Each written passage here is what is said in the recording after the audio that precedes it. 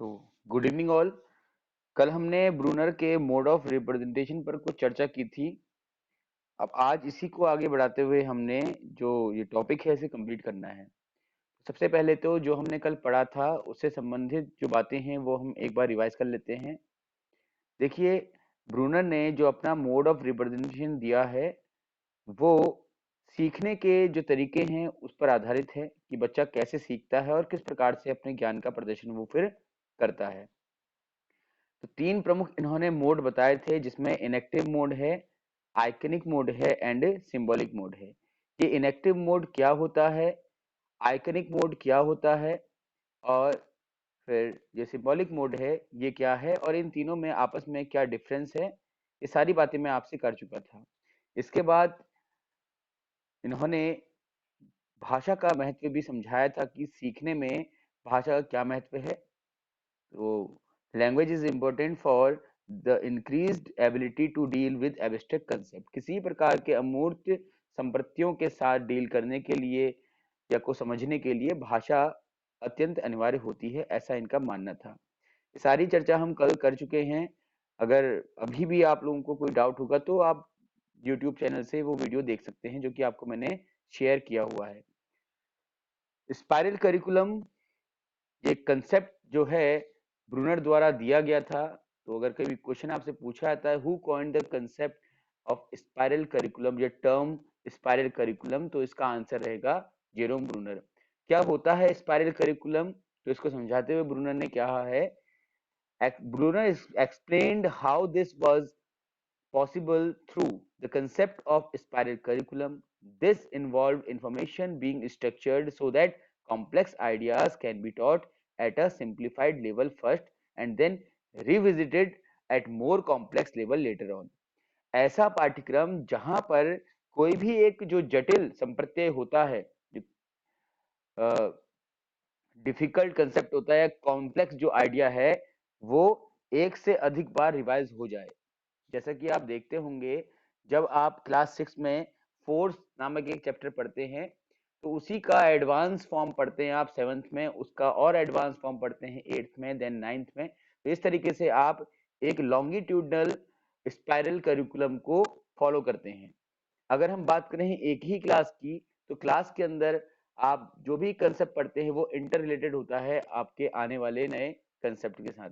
तो ये spiral curriculum का कंसेप्ट है जो कि जेरोम ब्रूनर द्वारा दिया गया था और हमारी भारतीय शिक्षा पद्धति में हम स्पाइरल करिकुलम को ही फॉलो करते हैं। डिस्कवरी लर्निंग क्या है, तो नाम से ही समझ में आपको आ जाना चाहिए कि जब बच्चा स्वयं से अपने ज्ञान के लिए खोज करता है तो उसको हम डिस्कवरी लर्निंग कहते हैं and all. The concept of discovery learning implies the student that student construct their own knowledge for themself. बच्चा खुद से अपनी नॉलेज कंस्ट्रक्ट कर रहा है, ठीक है। जो भी समस्याएं उसके समक्ष आती हैं या नई सूचनाएं उसे प्राप्त करनी है उसके लिए स्वयं प्रयास कर रहा है, किसी पर आश्रित नहीं रह रहा है। तो इस प्रकार के अधिगम को डिस्कवरी लर्निंग कहा गया है। Scaffolding is another concept given by Jerome Bruner. जैसे वाइगोस्की ने जेडपीडी का कंसेप्ट दिया है अधिगम के लिए, एक जोन बताया है उन्होंने जेडपीडी का जिसमें अधिगम की संभावनाएं अधिकांशतः बढ़ जाती हैं। उसी प्रकार वो जो प्रक्रिया है सीखने की, उस पूरी प्रक्रिया को क्या कहते हैं, ये जेरोम ब्रूनर ने इसको नाम दिया है स्कैफोल्डिंग का। The concept of scaffolding is very similar to the zone of proximal development and it's not uncommon for the term to be used interchangeably। ठीक है, यदि आप जोन ऑफ प्रॉक्सिमल डेवलपमेंट और स्कैफोल्डिंग को आपस में बदल करके भी यूज कर ले टर्म को तो कोई ज्यादा अंतर नहीं रहेगा, ऐसा इनका मानना है। हालांकि ये नहीं है, अंतर है।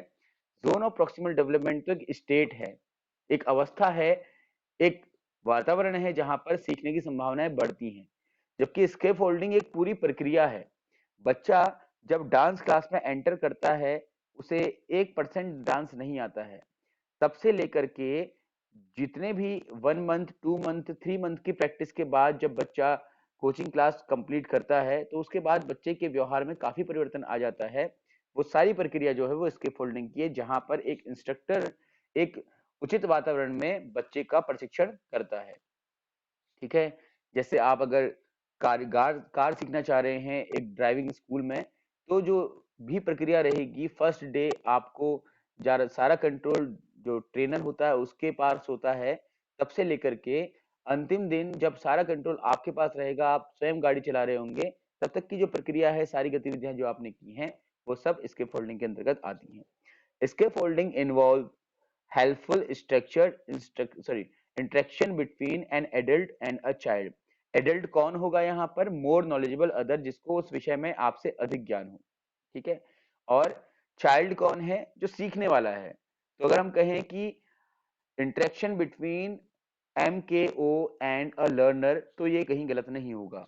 With the aim of helping the child achieve a specific goal.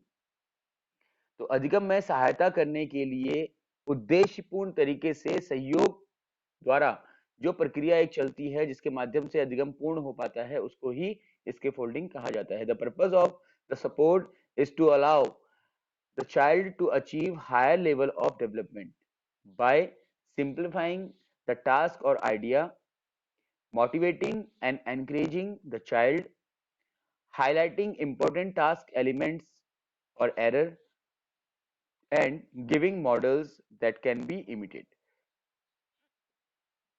तो इसमें क्या, इस पूरी प्रक्रिया में क्या चरणों को हम अपनाते हैं या कौन कौन से स्टेप्स हम अपनाते हैं? तो देखिए, सबसे पहले तो जो टास्क है या जो आप सिखाना चाह रहे हैं, उसको एक सिंपलीफाई मैनर में प्रेजेंट किया जाता है, ताकि बच्चा आसानी से उसको समझ जाए। दूसरा, बच्चा जब सीखने की प्रक्रिया में होता है, तो बीच बीच में बच्चे को एनकरेज करना, उसको मोटिवेट करना, और ये काम कौन करता है? टीचर, इंस्ट्रक्टर, या जो भी उसको सिखाने वाला एडल्ट है वो। इसके बाद हाईलाइटिंग इंपॉर्टेंट टास्क एलिमेंट और एरर, बच्चे द्वारा सीखने की उस प्रक्रिया में अगर कुछ गलतियां की जा रही हैं, कुछ मिस्टेक्स की जा रही हैं, तो उन मिस्टेक्स को हाईलाइट करके दूर करने का प्रयास भी किया जाता है। और giving models that can be imitated, और कुछ ऐसे प्रतिमान प्रस्तुत करने होते हैं जिनको बच्चा क्या करे? इमिटेट करे। उदाहरण के लिए, अगर बच्चा भाषा सीख रहा है और किसी एक टर्म को प्रोनाउंस करने में बच्चा मिस्टेक कर रहा है बार बार, तो टीचर द्वारा खुद से उस टर्म को प्रोनाउंस किया जाएगा और बच्चे से उसका इमिटेशन करने के लिए कहा जाएगा। तो यही पूर्ण प्रक्रिया जो है इसके फोल्डिंग कहलाती है, ठीक है ना। तो आई होप कि आपको ये समझ में आ गया होगा। तो इस तरीके से ब्रूनर का जो ये थ्योरी है, जो आधा हमने कल पढ़ा था, 3 मोड ऑफ रिप्रेजेंटेशन, और आज हमने कुछ टर्म्स जो ब्रूनर ने बताए हैं वो पढ़ लिए हैं, तो ये कंप्लीट हो जाता है। कोई अगर क्वेश्चन आपका हो तो आप पूछ सकते हैं।